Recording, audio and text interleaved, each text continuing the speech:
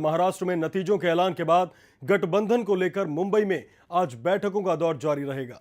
Shiv Sena BJP के साथ जाने को लेकर अपने विधायकों के साथ बैठक करेगी। वहीं पर्यवेक्षक बनाए गए गृहमंत्री राजनाथ सिंह और जेपी नड्डा पार्टी के नवनिर्वाचित विधायकों से मिलेंगे। एनसीपी और शिवसेना के समर्थन पर बातचीत भी होगी। करीब 2 बजे बैठक शुरू होने की संभावना है। एनसीपी अध्यक्ष शरद पवार भी अपने विधायकों से 2 बजे मिलेंगे। यहां वो बीजेपी को समर्थन देने पर बातचीत करेंगे। एनसीपी पहले ही बीजेपी को बिना शर्त समर्थन का ऐलान कर चुकी है।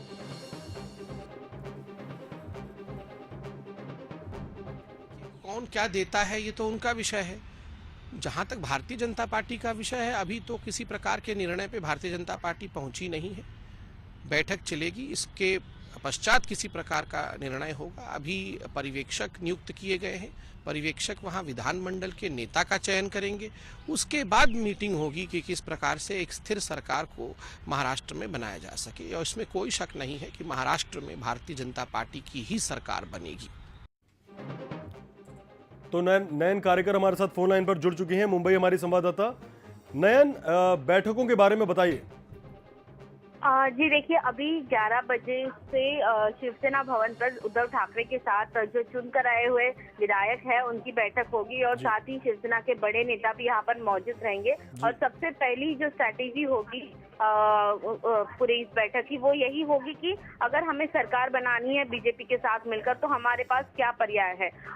कई बातें सामने आ रही है। एक बात ये भी सामने आ रही है कि शिवसेना की ये भी कंडीशन हो सकती है कि हमारे 10 विधायक के पीछे हमें एक मंत्री चाहिए, यानी कि कैबिनेट बीजेपी की तरफ से ज्यादा हमें क्या मिल सकता है, इस पर विचार होगा इस बैठक में। साथ ही जो एमएलए चुनकर आए हैं उनमें से कौन से एमएलए का नाम मंत्री पद के लिए हमें आगे करना है, तो इन सारी बातों पर अभी चर्चा होगी। साथ ही आज कांग्रेस और एनसीपी की भी मीटिंग होगी। एनसीपी की मीटिंग में कहा जा रहा है कि प्रफुल्ल पटेल और शरद पवार भी शामिल हो सकते हैं, जो कि दोपहर को 2 बजे हो रही है। साथ ही आज राजनाथ सिंह भी मुंबई में आ रहे हैं, जहाँ पर बीजेपी की पार्लियामेंट्री बोर्ड की मीटिंग होगी आज दोपहर को 2 बजे। यानी कि आज पूरे कल वोटिंग के बाद, कल काउंटिंग के बाद आज पूरा जो है सत्ता स्थापन होने के लिए पूरी हलचल जो है वो तेज हो गई है, गतिविधियां तेज हो गई है, राजनीतिक गतिविधियां।